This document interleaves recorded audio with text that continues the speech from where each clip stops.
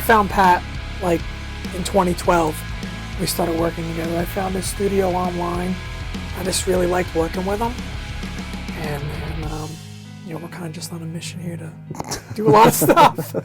So it was pretty much once we started working together, like how fast Pat was on Pro Tools. Like he was like a turbo, and you know, like we just understood each other. We just clicked, and we're around the same age, and you know, we understood a lot of things about how we wanted it to come out, and you know, we had a common like vision, pretty much.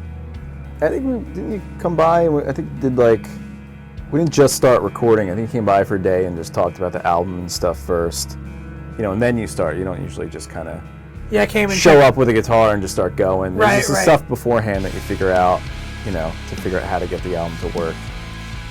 I came, checked out the space. Yeah. And then we started talking about the project. And I told you where I wanted to go with it. Yeah. And then, you know, you just kind of figure out from there. You can kind of tell, but hearing demos and stuff like that, you can kind of, you know, figure out how best to go about it. I think pulling the whole thing together, it was so... We don't usually do a lot of, like, I don't know, whatever the genre is that we keep trying to set. Math, metal, math, rock. With like some classical stuff in there, and then I usually don't do a lot of like the metal stuff. So with super weird timings and just weird chords and stuff like that, I usually do a little more, I don't know, folky stuff or like pop, you know, kind of. Yeah, I didn't get a lot of sleep like when I was writing this stuff. So it's a product of insomnia and a little insanity. Yeah, and like just hearing like some of the demos that are just like these weird sporadic things, like trying to figure out like, holy crap, how do we make sense of all of it? Maybe the first one was like, oh, this is starting to make some sense. And then when we did pianos and stuff like that, once I started hearing like John do his piano parts and stuff like that, I was like, this album's going to be really interesting. And yeah, because the timing was so weird on a lot of the stuff, and then, you know, when we were doing drums, you know, a lot of it's, if you're just doing a pop song, it's like, oh, cool, this is in 4/4 for whatever amount of measures, and there's the chorus. It's pretty straightforward for a lot of stuff, and then this, it's like, all right, so this isn't like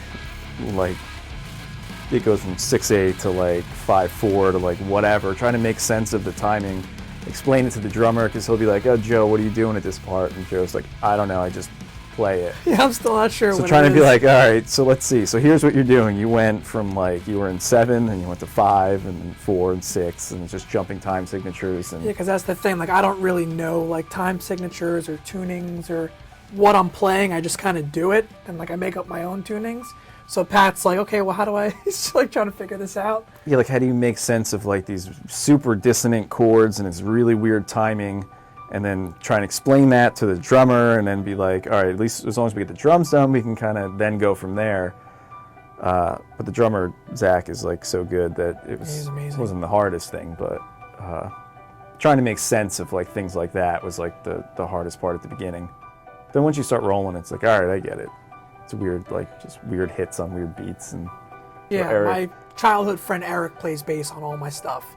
And then everyone else was, like I use this guy, Zach Jones, is like the studio drummer I usually always call. And then we started talking about arrangements, and I was like, oh, well, I know John who can arrange everything, and then he pulled the string players from what he knew. So it was all of us really kind of knew everyone and kind of pulled it all together. The project with Joe came about where he came in and they started working on the record, and I think they started talking before about how they started. You had ideas to like do some more complex arrangements, and Pat called me, and I came in and I talked to Joe, and we kind of started talking about just really the individual songs at first that he wanted to be arranged, and I didn't at the beginning have a concept of the full piece, and I didn't really have a full concept until recently when I was able to listen to the whole thing from front to back and kind of heard where the work that I did fit in with what he was trying to say on the record. We're willing to we work together really well because like if I felt like, okay, well I'm going for this on this part, John was really able to like kind of read how, you know, I was feeling on a certain part of the song. Like, okay, well, if I do this, this will kind of convey that emotion the best way possible. Yeah. And you know, John really translated all that very well. Yeah. And part of the job in being an arranger too, and arranging other people's music is being able to kind of bridge those gaps between what someone is hearing in their head and might not be able to express verbally or musically, to kind of like connect those dots, and you know, almost like to make something that you knew that you wanted but you didn't know that you wanted at first. right. You And know? we discussed, like, not only did we discuss like the music itself, but as we were kind of going over everything, John was like, okay, well, how do you feel right here? What does this mean to you? Yeah. And you know, that was another element of it that that was really important. Yeah. You know, really important for me to besides hearing what you were trying to express musically and what made sense in the progression of the song, or you know, what fit here and there, all the pieces, but to know what you were feeling emotionally when you wrote the song. And I was so happy with the way that came out. Yeah. So all the strings that are on the record are written for a quartet, which is 2 violins, a viola, and a cello. And in the band that I play in, we have a violist, and she had a few friends, a few contacts that were up in the city. And it was actually kind of hard at first because, you know, it was kind of last minute that we were putting together the group to come down and record. But in the end, you know, these people knew these 5 people to ask, and you know, eventually we found a really, really great quartet, and they came down and just knocked it out really quickly. I kind of gave them the music, sat with them as they rehearsed, and made sure that everything was as clear as it had to be, and let them do what they do best, which is sight read and perform. You know, I think it worked. You know, it was such a complementary sort of marriage of two genres that I think just they complement each other really well. You know, it's like a really full meal, I guess. You know. It seems like every time we work on a project, the next time it's always something like bigger and bigger. Just try to get more people like involved in it and try to make the record longer. Like. Yeah. Going from like a middle section that's a classical piano to just cuts to just weird, like off time, like real dirty sounding chords, just real dark, like you know. It's a product of musical ADD. I guess can't like stick with one thing or stick with one, like, you know, motif or whatever, or motive. What's your the word? Constructive anxiety. Yeah. Just have all this manic energy and, you know, anxiety from my schizophrenia that I just like channel it all into writing and texting Pat at like 6 o'clock in the morning with a text like this long with, I got this idea for this album. It's like, you know.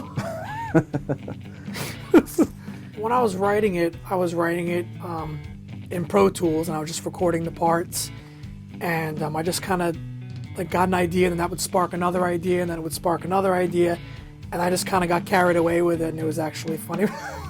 When I was writing it, I brought like the rough like track to my girlfriend's house. I was like, oh, you gotta hear this, and she's like, Joe, you look strung out, like you need to sleep, because it was just like you just get so into it and you keep going, and it just turns into this whole like, you know, big like long thing, and then you know, I bring it to Pat and he's just like, oh no. And the whole concept behind the album was, when I was sick from my schizophrenia, I got obsessed with these like numbers and letters, and I started kind of developing this own language in my head that was kind of a little insane. And it's a reoccurring theme on like a lot of my stuff. And when I started writing this album, I kind of thought, you know, how can I translate that into music and kind of make it as manic and as you know, insane as it felt in my head when I was going through all that. And yeah, that's kind of another reason why it's so crazy and all over the place, and it's, you know, kind of out there, because it's kind of like the soundtrack to what was going on in my head when I was not so well all those years ago.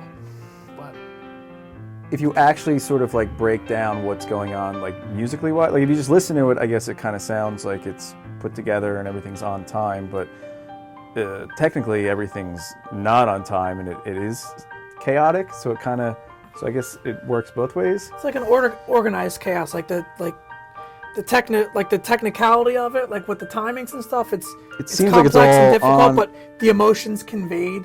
Like with Yeah. the song, they're pretty simple and straightforward. Like they make you feel a certain way. Yeah, so when you hear it start to finish, it seems very organized and put together, but like if you were to just break it down and like notate it or whatever, break it into like its measures and stuff like that, it's all over the place. I think it's the best one we've done so far. Yeah. Like I said, to me, it sounds like the soundtrack of Paranoid Schizophrenia. Like I think it really nailed like the manic stuff, like the weird. Yeah, because like the whole like manic aspect of it, it's like, you know, and the depressive aspect of it. I mean, it's very chaotic in my mind, and then, you know, like these like chaotic like delusions and hallucinations that I have, it makes me feel a certain way. And even though I know that these things aren't real, and you know, I can't change the way that they make me feel, and you know, I try to convey that through music, and try to convey, you know, how does it feel, and how would it translate over to music? I mean, I just like just sharing it with people, and just like, you know, people listening to it. That means a lot to me, and I don't really want to put a price on that. Like I like to just kind of share it with people, and then, you know, if they enjoy it, then that means everything to me. You know, it's like a therapeutic thing for me. Like from recovering from my schizophrenia, when I was recovering, it was part of my therapy. My psychologist actually suggested music as a form of therapy to occupy all that manic energy. And when I create music and when I record music and give it away, it's all part of that therapy. It's the constructive anxiety, and it actually, you know, works in helping me feel like a lot better, and, you know, staying on top of my schizophrenia and not being crazy. So trying to rack up as many songs as we can for this book that I'm working on. And you know, I think the past 2-3 years we recorded 59. As soon as we start working on this new album, it'll be 71 songs. Yeah, I lose count. Yeah. I leave it up to you to. Yeah, but I'm working on this audio book where I want to kind of tell my story from start to finish, from, you know, my childhood when I first started experiencing the symptoms of my schizophrenia, and the kind of slow decline into insanity, and when I almost died, like in a very tragic car accident when I almost died. In that car accident, a very hallucinogenic state that I was in, and then just coming out of it, like after that, and making my way back to reality and back to sanity, and all the music that I've been doing is kind of the soundtrack to that, and I kind of just want to put it all together in this one big project, and it's gonna probably take years to do.